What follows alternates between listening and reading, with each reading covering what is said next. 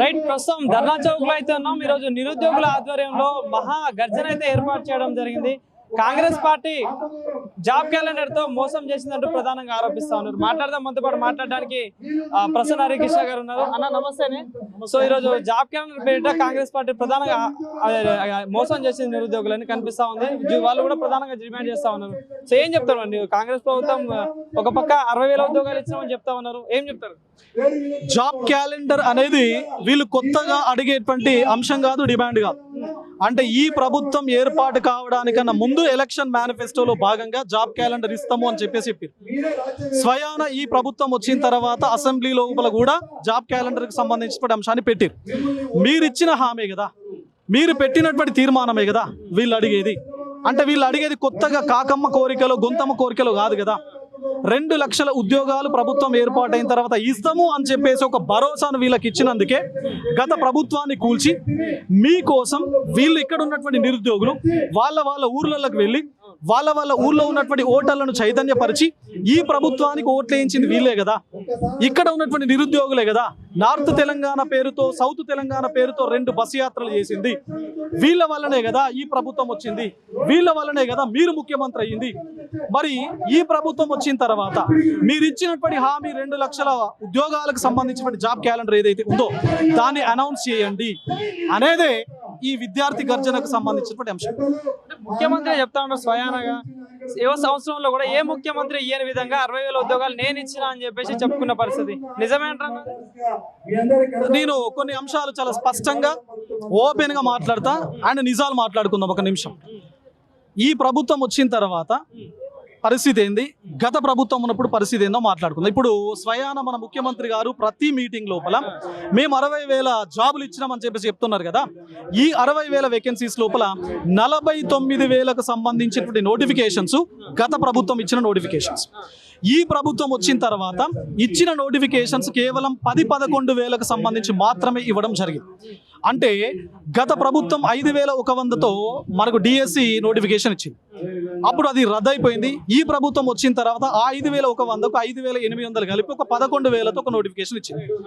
And health department లో ఒక 5,800 వరకు ఇంకొక నోటిఫికేషన్ ఇచ్చింది. అంటే సుమారుగా ఒక 10-11,000 వేకెన్సీస్ మాత్రమే ఈ ప్రభుత్వం వచ్చిన తర్వాత నోటిఫికేషన్ ఇచ్చి పరీక్ష పెట్టి అపాయింట్మెంట్ ఆర్డర్ ఇచ్చింది. అంటే ఎవరు ఇచ్చినట్టు? 60,000లో ఈ ప్రభుత్వం ఇచ్చింది 11,000 మాత్రమే. 49,000 గత ప్రభుత్వమే ఇచ్చింది. మీరు ఎట్లా చెప్తారండి? ఎట్లా చెప్తారు మీరు? సరే అవన్నీ పక్కన పెట్టండి. ఇప్పుడు ఆల్రెడీ వేకెన్సీస్ ఉన్నాయి అని చెప్పేసి మీరు చెప్తున్నారు కదా. మరి ఉన్నటువంటి వేకెన్సీస్ కు సంబంధించి క్యాలెండర్ మీరు ఎందుకు రిలీజ్ చేయట్లేదు? రిలీజ్ చేస్తే వాళ్ళు స్వేచ్ఛగా వాళ్ళ గుండె మీద చేసుకొని వాళ్ళ చదివేదో వాళ్ళు చదువుకుంటారు కదా, వాళ్ళ బాధలేదో వాళ్ళు పడతారు కదా. జాబ్ క్యాలెండర్ ఇవ్వడానికి దానికి ఏమైనా బడ్జెట్ కావాలా? జాబ్ క్యాలెండర్ ఇవ్వడానికి 100,000, 1,000, లక్షల కోట్లు కావాలా? ఒక నలుగురు మంచి ఎక్స్పర్ట్స్ కూర్చొని ఏ డిపార్ట్మెంట్ లోపల ఎన్ని వేకెన్సీస్ ఉన్నాయి, ఏ వేకెన్సీస్ను ఏ నెలలో ఇవ్వాలి, ఏ డేట్న ఇవ్వాలి, పరీక్ష ఎప్పుడు పెట్టాలి, రిజల్ట్ ఎప్పుడు ఇవ్వాలి, అపాయింట్మెంట్ ఆర్డర్ ఎప్పుడు ఇవ్వాలి, దీన్ని డిసైడ్ చేయడం కోసము ఏమైనా సంవత్సరాలు పడుతుందా? 1,000 కోట్ల 100 కోట్ల బడ్జెట్ అవసరం. వాళ్ళకు జరగాల్సిన ఎన్నికలు మాత్రం అవన్నీ కరెక్ట్ టైం షెడ్యూల్ గా జరుగుతుంది.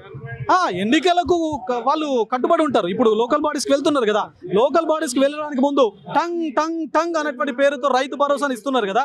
మరి టంగ్ టంగ్ టంగ్ అనేటువంటి పేరుతో వీళ్ళకి నోటిఫికేషన్ కూడా ఇస్తే వీళ్ళు హ్యాపీగా ఫీల్ అవుతారు కదా. మరి ఎందుకు ఇవ్వట్లేదు? వీళ్ళ వల్లనే కదా మీరు వచ్చింది. జాగ్రత్తగా మీ ద్వారా ప్రభుత్వానికి నేను విజ్ఞప్తి చేస్తున్నా, at the same time demand చేస్తా ఉన్నా. సో జాబ్ నోటిఫికేషన్ కు సంబంధించినటువంటి జాబ్ క్యాలెండర్ ను వీలైనంత త్వరగా లోకల్ బాడీ ఎలక్షన్ నోటిఫికేషన్ ముందే మీరు తప్పనిసరిగా అనౌన్స్ చేసిన తర్వాతనే మీరు లోకల్ బాడీస్కి వెళ్ళండి అని చెప్పేసి మేము చెప్తా ఉన్నాం. నిరుద్యోగులు ఒకటే అంటున్నారు, ఒకవేళ జాబ్ క్యాలెండర్ పైన క్లారిటీ లేకుండా మీరు కనుక లోకల్ బాడీ నోటిఫికేషన్ ఇచ్చి లోకల్ బాడీస్కి వెళ్తే మేము మిమ్మల్ని గెలిపించడానికి అసెంబ్లీ ఎన్నికల సమయం లోపల ఏ విధంగానైతే గ్రామాన పల్లెన ఊరున మేము మండలు జిల్లా తిరిగి ఓటర్లను చైతన్యపరిచి గత ప్రభుత్వాన్ని దించినమో అదే తీరులో, అదే పంథాలో, అదే టెంపో లోపల మళ్ళీ మేము యాత్రలు చేపడతాం. మళ్ళీ మేము గ్రామానికి వెళ్తాం, ప్రతి ఓటర్ను చైతన్యం చేస్తాం, మాకు జరిగినటువంటి అన్యాయాన్ని ప్రజలకు చెప్తాం, ప్రజలను జాగృతం చేస్తాం, ఈ ప్రభుత్వానికి బుద్ధి చెప్తాం అని చెప్పేసి నిరుద్యోగ సమాజం అంటా ఉన్నారు. జాబ్ క్యాలెండర్ లో కూడా చూసుకున్న ప్రధానంగా చాలా డిపార్ట్మెంట్ ఉన్నాయి. ప్రధానంగా ఇందాక కూడా ఒక స్టూడెంట్ మాట్లాడితే డిప్యూటీ సర్వేయర్ అనేది స్వయాన అసెంబ్లీలోనే చెప్పిళ్ళు అక్టోబర్లో నోటిఫికేషన్ ఇస్తా అని చెప్పేసి, కానీ మళ్ళీ అక్టోబర్ వస్తుంది. కానీ ఎందుకు ఇట్లా ఆలస్యం చేస్తున్నారు కావచ్చు? ఏం చెప్తారు? డిప్యూటీ సర్వేయర్ ఒకటే కాదు, medical lab technician already job క్యాలెండర్లో ఇచ్చిందో అది వైలేట్ అయింది. గ్రూప్ 1 గతంలో అంటే లాస్ట్ నోటిఫికేషన్ అయిపోయింది కదా, మళ్ళీ గ్రూప్ 1 అక్టోబర్లో ఇవ్వాలి, అది అయిపోయింది. గ్రూప్ 2 ఇవ్వాలి, గ్రూప్ 3 ఇవ్వాలి, ఏవిల్ జాబ్ క్యాలెండర్ అనేది కంప్లీట్గా ఇంప్లిమెంటేషన్లో లేదు.